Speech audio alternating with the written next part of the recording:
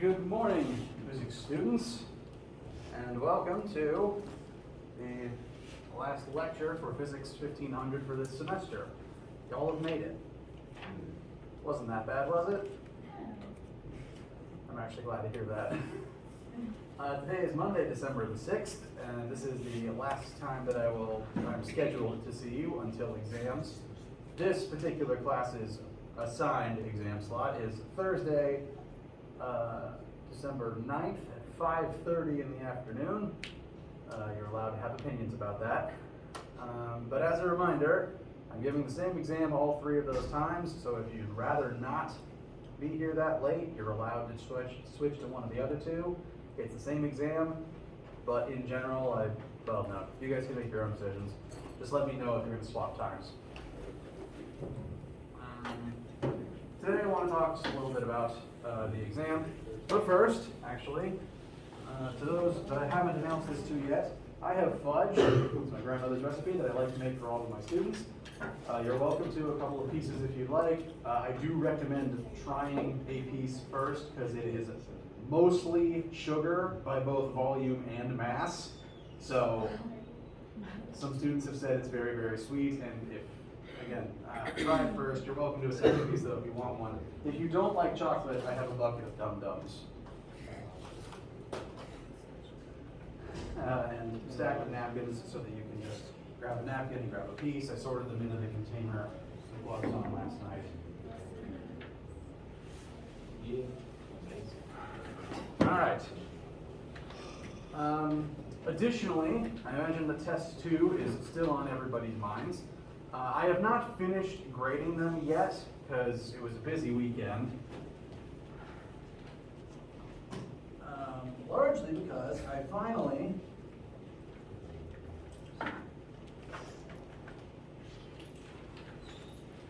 caught up on all my overdue lab grading. Those aren't labs, those are bills. These are labs.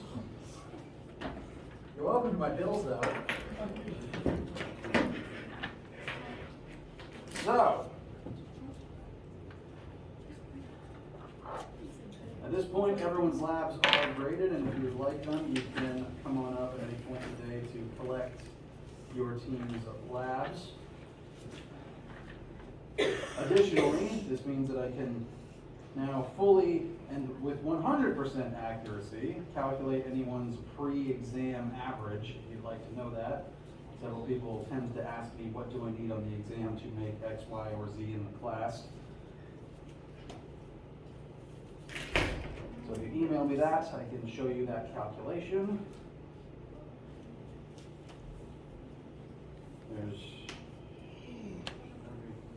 All right. So,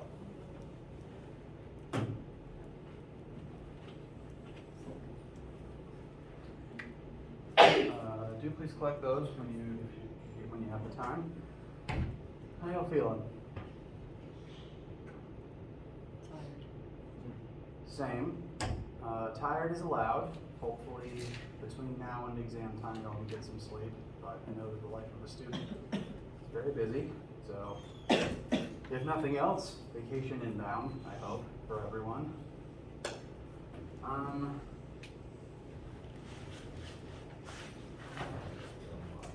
Okay, so main thing that I want to spend some time doing today is just talking about some of the exam prep stuff that I have on the website. I don't actually plan to spend that much time with you guys because, due to an unfortunate glitch in the universe, only about half of my students showed up on Friday, which means I only have about half of those Scantron tests that I actually need. I need like 99% of the class to have done them. So, I'm only planning on actually spending the next 15 or so minutes going over exam prep information at about the 9:50 mark. I need to transition into making sure anyone who hasn't already taken the Scantron thing takes the Scantron thing. And if it helps, if you take the Scantron thing, you can have more fudge. If you like the fudge.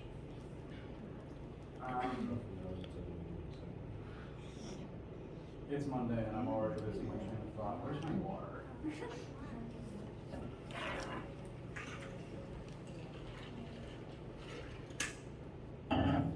Okay. I apologize. I'm a little all over the place. Winter break can't come soon enough. Yes, I was saying before I cut myself off, I haven't finished grading all the tests yet. I've done about half of them. And if you log into WebAssign, apparently WebAssign did this without me intending to, WebAssign is currently displaying what WebAssign thinks your grade is. I wasn't wanting it to, but it did anyway, because, again, the machine uprising is just the machines being really passive aggressive. So, for about half the class, and the order I'm doing them in is the order I was sent your work. So it's not alphabetical. There's really no semblance to it at all. It's really just, I guess, the order you took the test in. As I'm going through the backlog of emails where students sent in work, and I'm using the work to adjust the WebAssign score. Now, for everybody, the percentage on WebAssign will be a lie, because the percentage is calculated out of 110 points. I'm only calculating out of 100 points because the point was for you to have an ability to get some bonus points. So for everybody, the percentage will be wrong. For the half of the class I haven't graded yet, the number of points will also be wrong because there's the first question about centrifugal force, it can't grade right anyway. Among other possible problems, like if you carry a 1 and your answer is wrong but all your work was right, WebAssign wouldn't factor those points in. So if I have not updated your score, and you can tell if I haven't updated your score,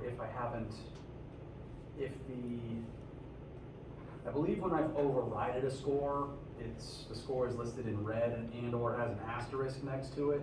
You can tell that the number of points given does not add up to the amount that I reset it to. So if the number of points that you earned in WebAssign's eyes is the number of points that it currently lists, I haven't revised your score yet. But the better indicator that I haven't revised your score yet is that I haven't replied to your work email yet. So my official recommendation for knowing what your score is waiting for me to email you. But if you want to check WebAssign, if the score has not been overridden, then it's wrong. If the number of points has been overridden, then the number of points is correct. But for everybody, the percentage will always be wrong. So based on number of points that I will list in the email. And I will happily talk about how the test went or any questions about it with anybody at any time. I'm planning on getting the rest of those done today so that you have the information to be able to study from. Bless you. Grading just took me a while, especially making sure I got through those because this is the last time I see you in person to give them to you. Sorry for the delay. Now, if we turn our attention to Brightspace, there is an exam tab for chapters 1 through 8. If you click on the tab itself, we have a list of every single thing we've talked about this semester. This list might seem long and intimidating, but remember that all of these concepts build upon one another, and I'm just listing them as thoroughly as I can so that you can scan the list and make sure that you recognize all of them. Most of the, if there's 30 entries on this list, it's all going to be compressed into about 15 questions. One question is probably going to represent multiple concepts. So it's not going to be a big 30, 40 question thing, I promise. This list is just to help make sure that you're able to study or make sure that you recollect all of these topics. It is basically just a test 1 list and a test 2 list. Additionally, I have uploaded some new practice questions for all the topics that will be represented on the exam itself. So in general, if you are able to do these questions, you will be just fine on the exam. There is kind of a weird glitch in that there's a blank space here for where number 17 was supposed to be. Only after I made it and posted it and began making my key did I realize number 17 served no purpose, and it was too late for me to reformat it because I was out of emotional energy on Friday. So instead I just removed it. Yes? I have 2 questions. Okay? For the final exam, are we gonna be able to use our notes? Yes. Oh wait, oh sorry. Or just the sheet? Formula sheet, yes. Okay. Formula sheet, yes. But do we Notes, have, like, no, notes but on you are them? allowed to have written on your formula sheet. Okay. So, formula sheet is what you can bring. You're allowed to draw in the margins if you want to label stuff or maybe write a rule for when a specific formula needs to be used. The formula sheet and your calculator is what you bring with you. You're allowed to write on the formula sheet. And my second question is if we could we do the makeup lab to replace one of our lower lab grades if we have one? Yes. Yes, if you want to do that, that is an option. I announced this over email, actually. So if you missed this, there is also a tab for the makeup lab. This particular assignment, I wrote that list in the wrong thing.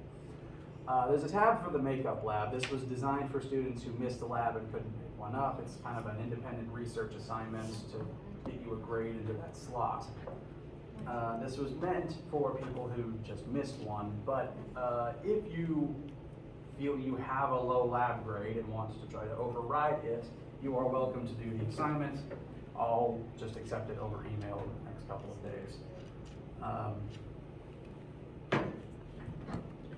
The same file is here twice, once as a PDF and once as a Word file.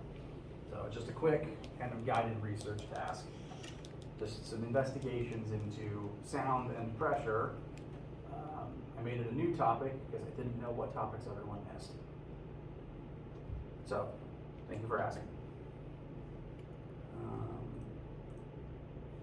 Going back to the exam tab for a second, we have practice questions. There's 19 practice questions. As a reminder, I make the practice stuff harder and longer than the actual assignment. The actual exam I'm expecting to be about 15 questions as I'm finishing it up, of which at least 5 will be concept questions, so about 9 to 10 math questions approximately.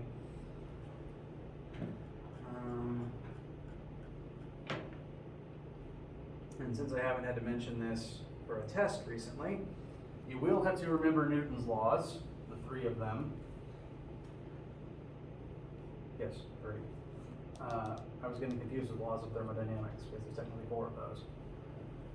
You will have to remember Newton's laws. On the practice sheet, I have simply asked you to list them. You can look them up and write them, copy them how you want, just for your own information. On the actual test, on the actual exam, it will work like it did on test 1, where I will list 5 statements in a random order, of which 3 will be laws of motion and 2 won't be. Those 2 might in fact actually be false statements. You just, of the 5, have to pick which 3 are laws of motion and number them accordingly. So you don't have to remember them verbatim, you just have to be able to recognize them individually, like on test 1. Bless you. I have also, all of this was up on Friday. I've also gone ahead and posted a answer key for everything. Again, if something on this doesn't make sense, or if you can't read my chicken scratch, please let me know. And I think that's the bulk of the announcements.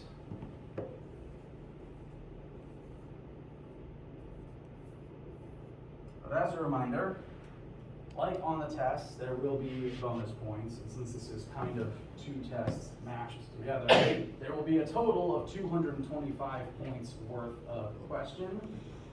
You will be scored out of 200 of those points, which means that out of 100, there's 12.5 worth points of bonus possible. The extra 5 is I did want to include a bonus question about sound and air pressure, but it's entirely a bonus question. So that's just where the extra 5-point maximum comes from. So yes, it is possible to score over a 100 on the exam. So study hard, and honestly, I do believe in all of you. You've done very well in this class. Physics is a difficult thing inherently, but you guys have made it through the semester. You've done well so far. All the test tube grades are coming in good as I'm finishing those up. And I'm not worried about how you guys are going to score in this class or even for the next one. You guys have all been wonderful, and I appreciate you putting up with my insanity at times. You've been wonderful, and just thanks for being my students. Any questions? Yes? On that study guide, question 6, I had some trouble understanding those part B of calculating the second one. Yes, admittedly, the way I wrote it is weird, and I wrote it kind of small. So, number 6, part B, we've described 3 different chunks of driving. They each have their own characteristics. Chunks 1 and 3 were at constant velocity. There was no acceleration. So for 1 and 3, I just used V equals delta x over delta t, which would become delta x equals v times t. So for chunks 1 and 3, just multiply the velocity by the time. For chunk 2, though, you were accelerating, which means this formula automatically doesn't work anymore. So specifically for chunk 2, I was using formula 3.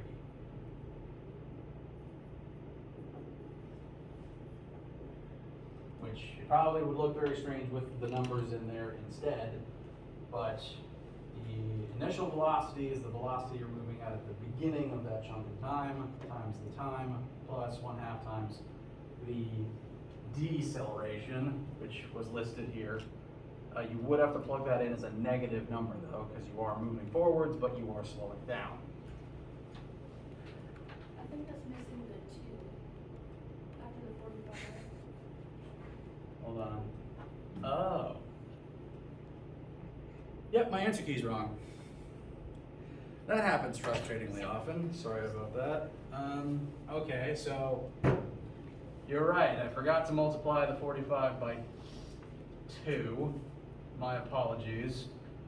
Plus 1/2 times the deceleration. The deceleration should still be fine. We found that in part A. Yeah, actually, we found deceleration in part A. That should come out to be a negative number. Plug that in, times 2 squared. All right, so the 20 is actually wrong.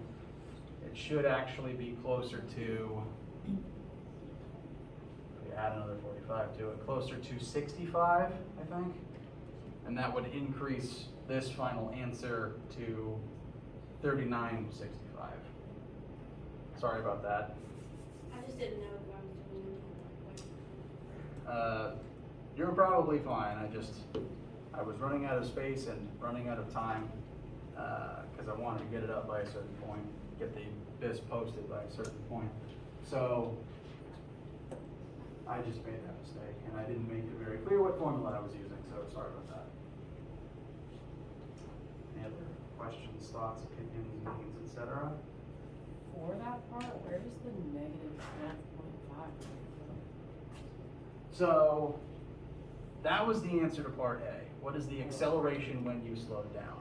Okay. So of the 3 chunks of driving, part 2 is where you decelerate from 45 to 20 over a period of 2 seconds. So we pop those into formula number 2. 20 minus 45 over 2 is negative 12.5. Okay.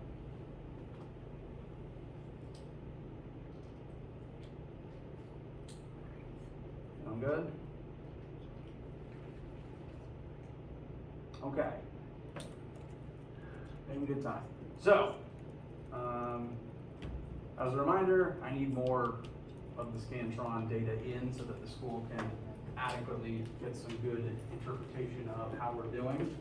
So, at this point, if you have already done the Scantron thing for the end of this semester, like what we did in class on Friday, at this particular point, what you do now is up to you. You can leave, you can stick around and ask me study questions, you can grab more fudge, you can do any combination of the above.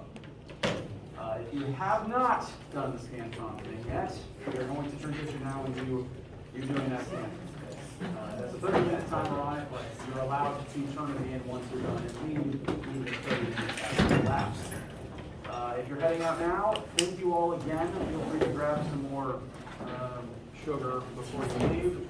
And if I don't see you anytime soon for questions, do please have a wonderful day.